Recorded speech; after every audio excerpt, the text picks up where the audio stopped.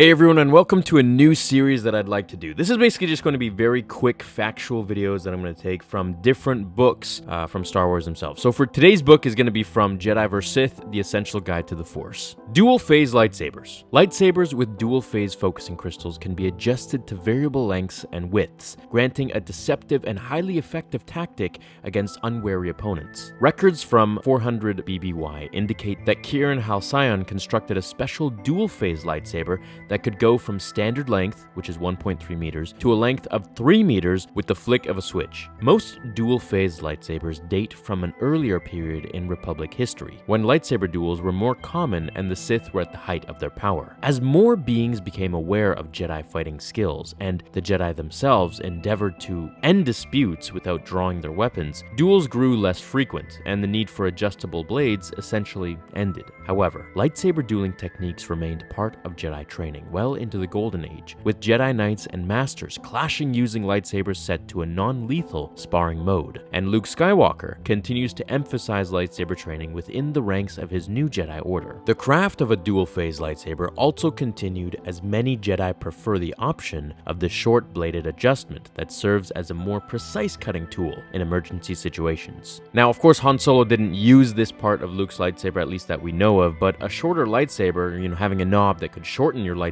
blade would be useful in that situation where he was cutting the tauntaun. Now, this actual button was still very much present on Count Dooku's lightsaber, which we can see here at the very top.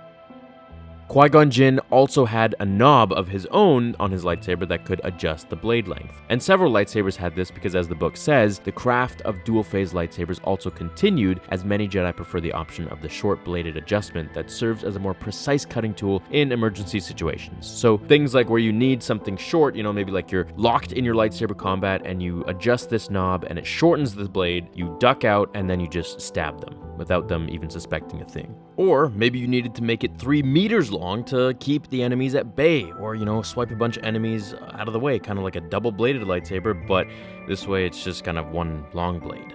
I hope you guys enjoyed this little video about dual-phase lightsabers. Stay tuned for the next one, which is going to be about illustrious lightsabers. Have an awesome rest of your day. Hit like if you enjoyed this type of new video series, and I'll see you in the next video. Until then, remember, the Force will be with you always.